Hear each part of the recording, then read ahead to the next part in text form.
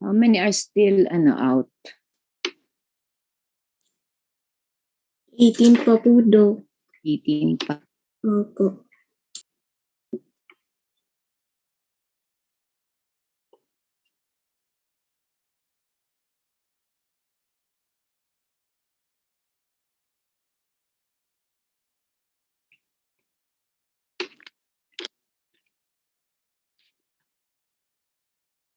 So regarding pala the grouping for the clinics next week, you asked Dr. San Gabriela because she is the coordinator. She will be the one who will assign you to a particular preceptor for the clinics.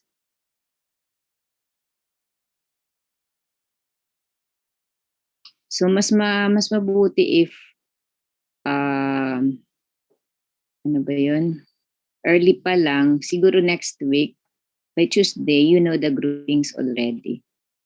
Para the preceptors will be informed also. So that they can arrange also their schedule kasi most of the preceptors are clinicians.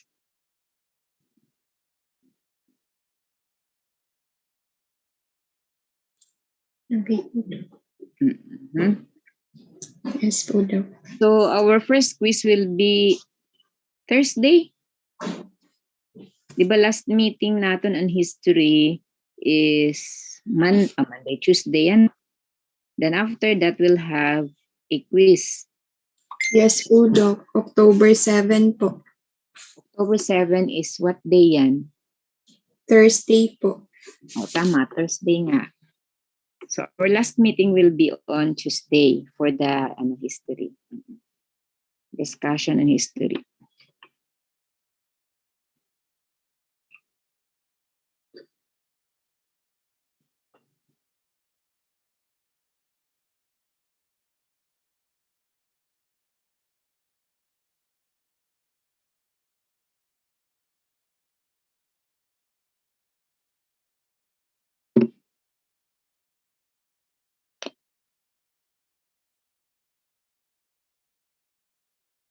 How many are in already?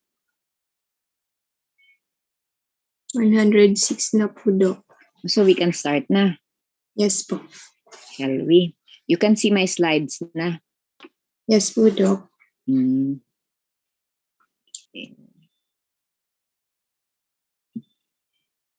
So before we start, you lead a prayer muna.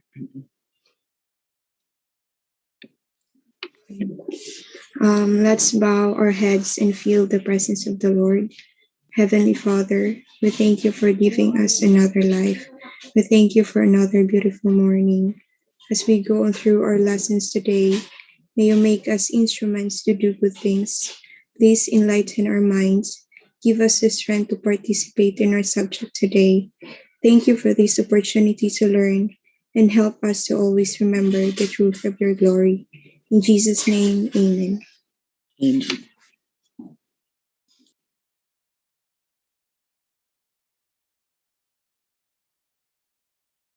So for this morning, we will be discussing on the assessment and plan. So this is actually clinical reasoning. So this topic actually is a competency when you go to your clinics in third year na.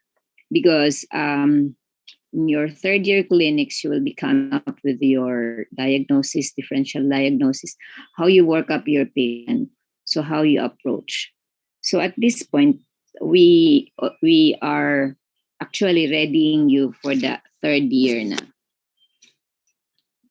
So for your assessment and plan. So when we say clinical reasoning, there are three types of reasoning for a clinical problem solving. So it could be a pattern recognition, the development of schemas, or the application of relevant basic and clinical science. So your clinical reasoning begin at the outset of the patient encounter, not at the end. So while you are interviewing the patient, you're already formulating your hypothesis. You are trying to consider conditions that the patient is probably experiencing. So the reasoning should not start at the end, not at the end of the interview, but rather at the start or outset of the encounter with your patient. So there are steps in clinical reasoning. First is identifying the abnormal findings. Second is you localize these findings anatomically. So which organ is affected. You interpret the findings in terms of probable process. Then you make the hypothesis about the nature of the patient's problem. And you test that hypothesis and establish a working diagnosis and develop a plan that is both agreeable to the patient and to you. So let's start with the identification of abnormal findings. So here, once you already have the history of your patient, you try to list down all the symptoms, the abnormal signs that you have observed during your encounter with the patient. You also include laboratory results that are available. If, for example, your patient is coming in um, with an X-ray result as well as blood chemistry results, you can also include that if there are some abnormal findings as part of your lists abnormal findings. So symptoms, whether it's a symptom, a sign, or a laboratory result, you include that as abnormal findings. So next meeting, we will be discussing in detail the problem listing. So that's another topic, problem listing. So this is what we will do. You will list all the problems of your patient based on your history and physical examination. So next step is localizing these findings anatomically. So this is actually an easy step. You just have to localize which part of the body is affected. Like, for example, you have headache. So what are the structures when involved when you have headache? So it could involve the skull or the brain. So it's very easy. You just localize the findings anatomically. Now, when localizing findings, you should be as specific as your data allow. But you have to bear in mind that you may have to settle for a body region or a body system. So which region or which body system is affected. You may also be able to define the exact structure that is involved. But however, you have also to remember that there are symptoms and signs that cannot be localized. Like, for example, your fatigue or fever. So you cannot localize them based on their anatomy. So these are symptoms which you cannot localize, but these are actually useful for the next step. So next is you interpret the findings in terms of the probable process. So what is going on with the patient? So the patient's problem actually stems from a pathologic process involving diseases of the body structure. Like, for instance, you have fever and stiff neck. So fever and stiff neck could be associated with CNS infection, specifically your meningitis. So you try to interpret this in terms of the fever and stiff neck as presence of a CNS infection or presence of meningitis, which is the pathologic process, the meningitis. Next is you make the hypothesis about the nature of the patient's problem. So here now you draw on all knowledge and the experience that you can master. So reading is most useful for learning about patterns of abnormalities and diseases. So when you go into your third year, you will be discussing more different diseases already. So this will actually help you cluster your findings. Of course, you also need to consult some clinical literatures. So the goal here is evidence-based. Hindi naghimo-himo la kamuhin iyo kuan, iyo la concept. But it should be evidence-based. As well as your decision should be evidence-based. If you are applying certain concepts, it should be evidence-based. Next is how you develop the hypothesis about the patient's problem.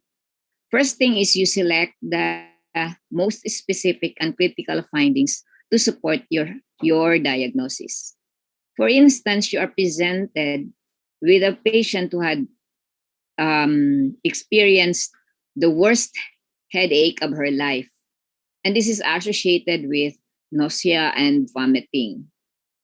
Then, when you perform your physical examination, you have noted that there is a change in the mental status of the patient. So there is obtundation, mental obtundation. Then there is also papillema and meningismus. So you build now your hypothesis around an increased intracranial pressure rather than GI disorders. Diba? Kasi you have headache, then there is mental status, change in your mental status, the presence of papilledema and meningismus. So this can only be explained by an increased intracranial pressure rather than GI disorders. The nausea and vomiting are actually associated symptoms only. This is not actually the pathology, the nausea and vomiting, but rather the pathology is because, or the process is because the patient has an increased intracranial pressure. That's why the patient is experiencing the worst headache of her life associated, or there is this is accompanied by a change in the mental status, papilledema, and meningismus. So next is using your inferences about the structures and processes involved. So this time you now match your findings against all conditions you know that can produce them. So this is what we call as ruling in and ruling out your differential diagnosis. So you are now choosing what are your differential diagnosis so that you will come up with the working impression or even the exact diagnosis of the case. So, for example, you have a patient who presented with papilledema. So you will try to look for clinical conditions that will also present with similar manifestations as your patient. And then you try to match them. And then try to eliminate those conditions that is not match with the findings that you have with your patient. So yun yung matching or ruling in or ruling out or differential diagnosis. So when you rule in, this means that there are symptoms of your patient that has in this particular condition. Then you try to rule out, meaning there is a symptom in your patient not found in a particular condition. So that you try to rule out. So you try to eliminate that particular condition until you come up with the exact diagnosis of the case. So next is eliminate the diagnostic possibilities. Ito na. So actually it's related. Your 2 and 3 is related. You eliminate the diagnostic possibilities that fail to explain the findings. Ito, for example, in a patient who had cluster headache, tapos we will match it with our first case kanina, which presented with the worst headache of his life associated with mental obsession, papilledema, and neck stiffness. So in cluster headache, so you can eliminate cluster headache because usually in cluster headache, you will have throbbing bifrontal headache. Although it may be associated also with nausea and vomiting, but the nausea and vomiting is intermittent. However, if it is meningitis, as what is presented earlier, meningitis will present also with headache, but it's not frontal or throbbing headache. And then there is an associated meningismus or stiff neck. And if there is already an increase in intracranial pressure, you will have papilledema. You will also have a deterioration of the mental status or obtundation of the mental status of the patient. And it's not seen in cluster headache. So that's why you can eliminate cluster headache as your being one of your differential diagnoses, your cluster headache. So hindi na siya pasok. So you will again look for another condition and try to match it with your patient's clinical manifestations. And then you try to eliminate again. So another way of eliminating some diagnostic possibility is by pattern.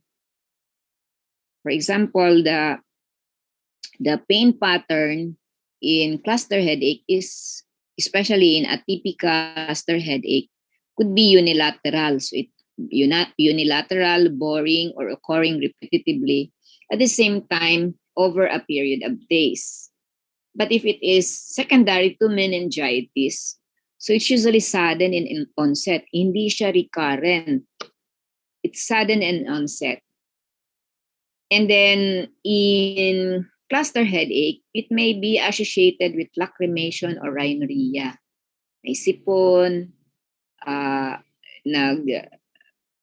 luluha-luha, while in meningitis, this is not present.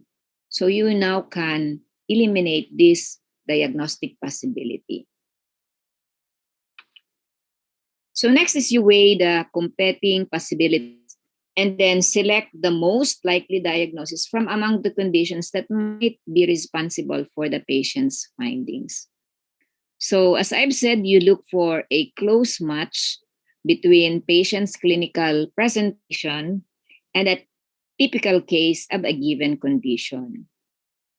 So there might be some clues also that will help you in the selection. Like for example, your statistical probability of a given disease in a patient, like for example, the age, the sex, the ethnic group, the habits, the lifestyle, and locality. So if you are presented with a 70-year-old patient with back pain, so the most likely condition that you will think of is this is possibly an osteoarthritis, or another condition that you might think is your metastatic cancer of the prostate. But if you have a patient who is a 25-year-old man who presented with back pain, you will not think of osteoarthritis or metastatic CA of the prostate, because your osteoarthritis and metastatic CA of the prostate is common by statistical probability. It is more common among elderly patients and not in young patients. So you will think of other conditions that may occur in a young patient, but not osteoarthritis and metastatic CA of the prostate. Now, another clue that will help you in weighing the possibility of a condition is the timing of the patient's illness. Like, for example, you have a sudden onset of fever associated with rash, a stiff neck, developing within 24 hours. So the likelihood that this patient is having cluster headache is far out. Kasi di ba pag cluster headache, it is more of recurrent, episodic. But if you have sudden onset of fever, rash, stiff neck within 24 hours, you will more or less think of CNS infection, most probably meningitis. So timing could also help you aside from the statistical probability. So next is when you develop or as you develop possible explanation for the patient's problem, you now give special attention to potentially life-threatening and treatable conditions. So here you make an effort to minimize the risk for missing conditions that may occur less frequently or be less probable, but that if this is present would be particularly ominous. Meaning to say, you think of the worst scenario. So this is actually the rule of thumb. You always include the worst case scenario in your list of differential diagnosis and make sure to rule out that possibility based on your findings and patient assessment rather than missing the condition. Kasi baka for all you know, that is meningitis talaga. And the presentation is just atypical and not the typical one. So you always include in your differential diagnosis the worst case scenario.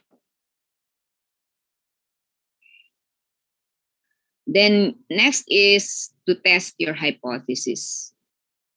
So when testing hypothesis, you might need to go back to your patient. Probably you have missed some data or fact. You can go back to your patient further regarding the history of the patient. You might even do some additional physical examination, additional maneuvers and physical examinations, or laboratory studies or x-rays that will confirm or rule out your tentative diagnosis or to clarify which of the 2 or 3 possible diagnoses are most likely. Then you now establish your working diagnosis. So establish a working definition of the problem and make this at the highest level of explicitness and certainty that the data would allow. So the diagnoses are based primarily on identifying abnormal structures, altered processes, and specific causes. Although, as I've said, there are those whose complaints do not fall in this category. So next is you develop a plan. So this plan should be agreeable to the patient. So you identify and record a plan for each problem of the patient. So the plan flows from the problems or diagnoses that you have identified. And then you specify which steps are needed next. So you may this may range from test to confirm or further evaluate a diagnosis to consultations for subspecialty evaluations or to additions, deletions, or changes in medications. So when you have a plan, you always involve your patient. So we need to empower our patient. So if, for example, you already have a diagnosis in mind, especially when you are already practicing as clinicians, you have to inform your patient that this is my impression of your case. You are probably suffering from meningitis, so I have to work you up. Like, I need to do a lumbar puncture. So if you do certain tests or certain procedures, you need to inform the patient and ask for their consent. You also need to explain how the procedure is being done. Are there any complications? What will the patient feel during the procedure and everything. So if, for example, the patient will not give his consent, do not force the issue, huh? So you always involve your patient. Even if you have to refer the patient to another subspecialty, so you have to tell the patient that I have to refer you to a neurologist because this is not my subspecialty. Your problem is more of a neurological problem, so you need to be seen by a neurologist for any further evaluation and management of your case. So you have to inform. So everything, tanan-tanan, ngay mo bubuhaton, you need to inform your patient. So before finalizing your plan, it is also important to share your assessment. Ito yung sinasabi ko kanina, you share your assessment and clinical thinking with the patient and seek out his or her opinions, concerns, and willingness to proceed with any further testing or evaluation. Like, for example, if patient has cancer, you need to actually to inform. Kaya lang, there are also some relatives who wouldn't want the patient to be informed regarding that. But if the patient would ask kung ano talaga ang diagnosis, what is the diagnosis of his case, then you need to inform the patient. But you also tell the family that I would inform the patient regarding the diagnosis of the case because it's the patient's wish that he be informed of the diagnosis of the case. So the patient should always be an active participant in the plan of care. So always remember that. So this is the checklist for a clear and accurate record. So you need to have a clear and accurate record because it's not always that you can remember all those things. So you need to have all your findings documented. So first is looking at the order if it is clear or not. So order is imperative. So make sure that the readers, including yourself, can easily find specific points of information. This order is actually the doctor's order. So your order, when you become doctors, licensed doctor, you will be ordering in the patient's chart regarding plan of management or even the diagnostics. And even your history should be in place. So it is actually attached to the patient's chart. So make sure that the readers, including yourself, can easily find specific points of information. So you have to make headings clear, accent your organization with indentations and spacing. We are not practicing this anymore, diba? We were taught in our elementary regarding spacing, margins. So we need to organize. So indentations and spacing is necessary. You arrange your present illness in chronological order, starting with the current episode, then filling in relevant background information. So then Next is look at the if the data will contribute, the data that you have recorded will contribute directly to your assessment. So you have to spell out the supporting evidence. So this is both positive and negative for every problem or diagnosis identified. So be sure that there is sufficient detail to support your assessment and your plan. Then next is finding if pertinent negatives are specifically described. So often, portions of history or examination suggest that an abnormality might exist or develop in that area. For example, you have noted bruises. So you have to record pertinent negatives related to bruises. Like, for example, pertinent negative. If there is absence of injury or violence or familial disorders. Kasi for all we know, baka these bruises usually has been acquired because of violence, battered wife pala, or the patient developed spontaneous bruises because there is a familial disorder, hematologic and familial disorders. So you need to include pertinent negatives. Huh?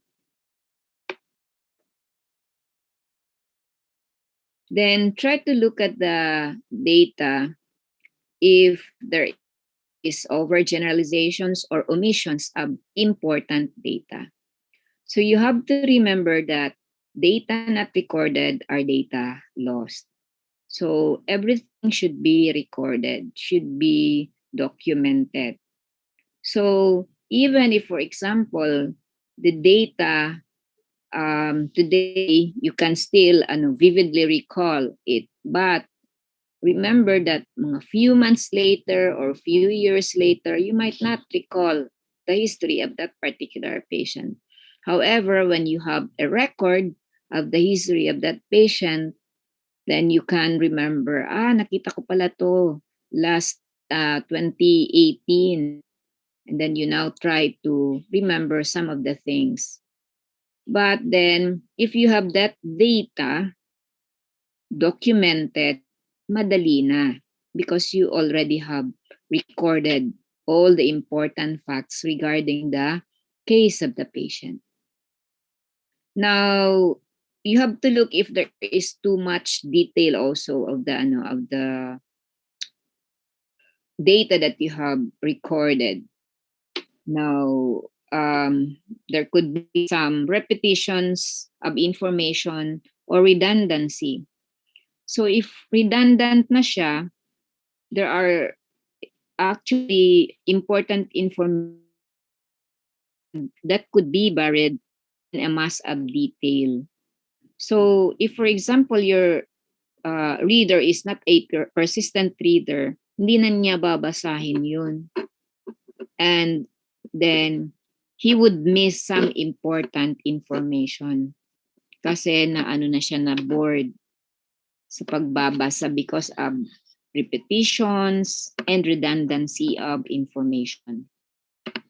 So you omit most of your negative findings unless they relate. So kanina sabi ko, pag related lang pertinent negatives.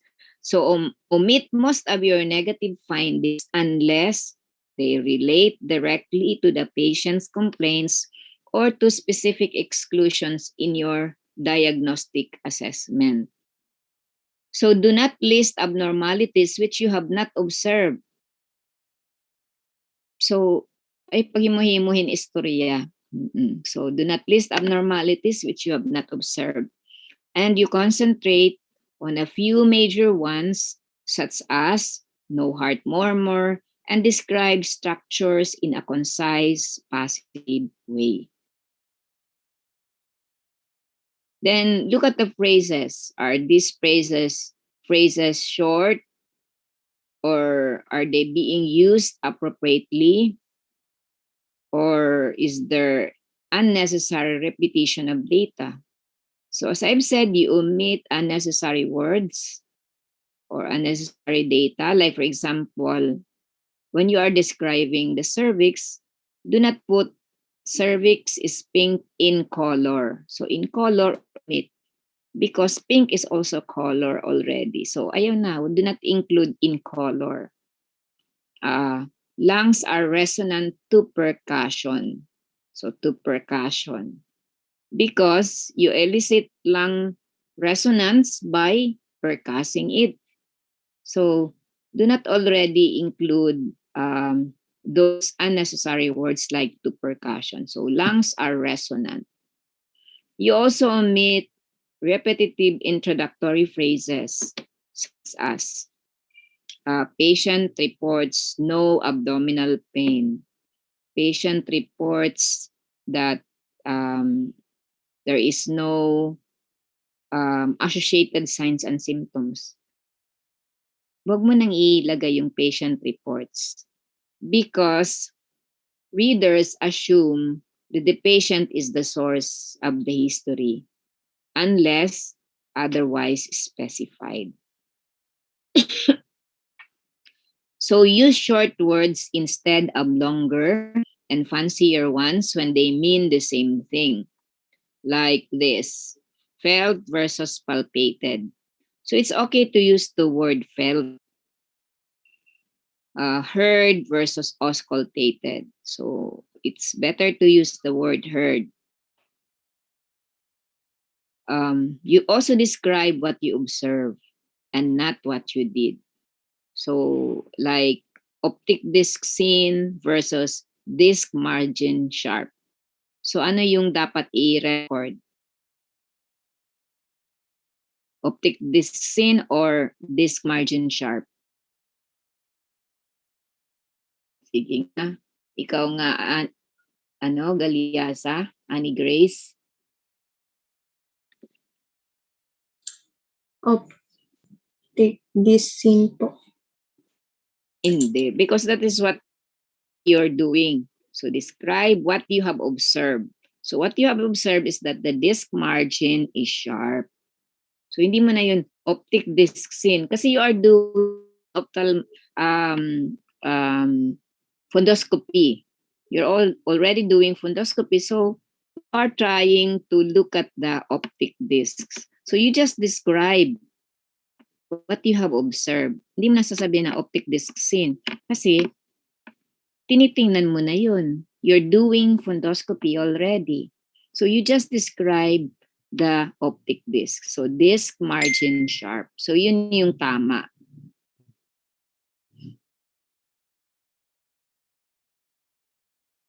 Then you try to look at the how the written style of the data of the record. So records are scientific and legal documents. So they should be clear and understandable. So using words and brief phrases instead of whole sentences may be common, but abbreviations and symbols should be used only if they are readily understandable. So be sure that your record is legible. Bangin dinoktor ko na tim record. So make sure that it is legible. So pwedeng if you can encode it or have it typewritten, pero wala na tayong typewriter. So usually it's encoded. So otherwise, all that you have recorded is worthless to your readers if it's not legible. So make sure that your record is legible.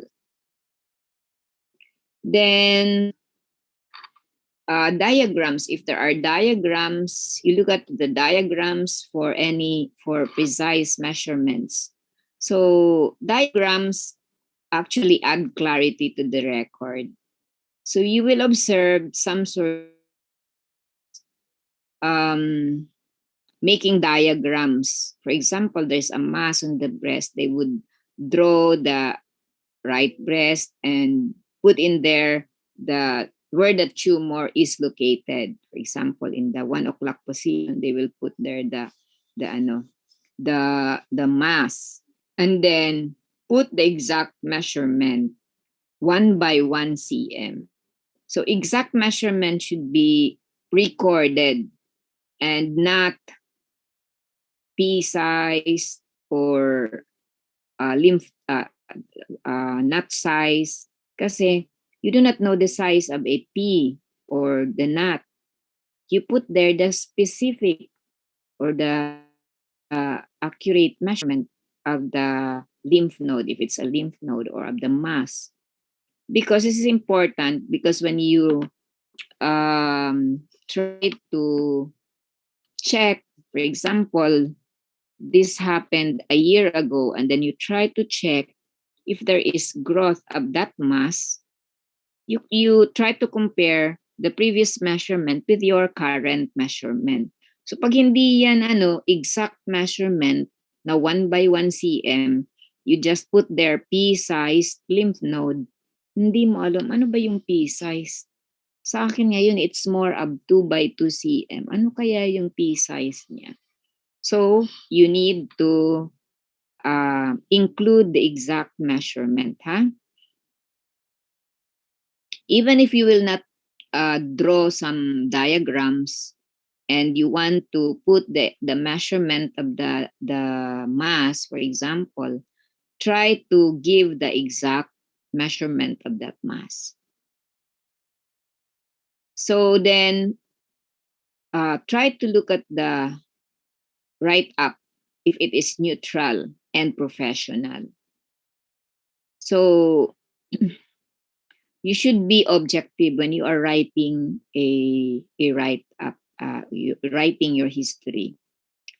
So be objective. So hostile, moralizing, or disapproving comments have no place in a patient's record. So comments like the patient is drunk or late in coming to the clinic, they are actually unprofessional comments. And they will set a bad example for other providers reading your chart.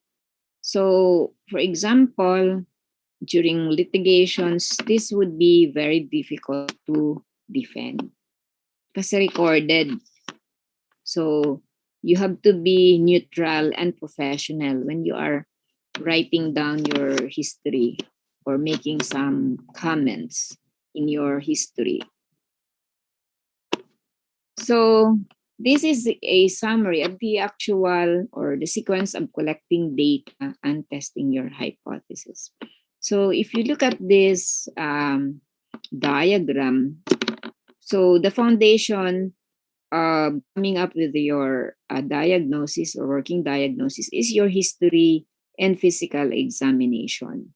So if you are thorough with your history and physical examination, history and PE by that alone would give you already the diagnosis of the case. And your laboratory findings or laboratory examinations are actually there to confirm your diagnosis.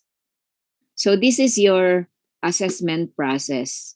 You now try to identify the problems of your patient by history, PE, and laboratory results, and then try to identify the patient's responses to illness.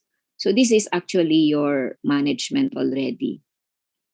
So your plan. So remember that everything that you perform, that you do, you always involve your patient. You have to empower your patient. So I guess that's my last slide. Thank you for listening. Do you have question?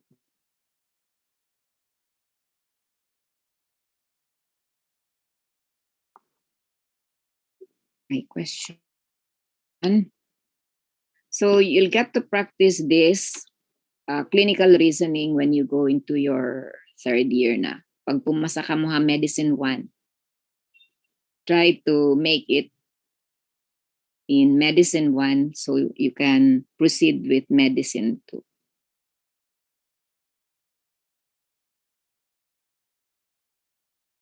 Okay? May question pa? Wala na. So, your attendance, please.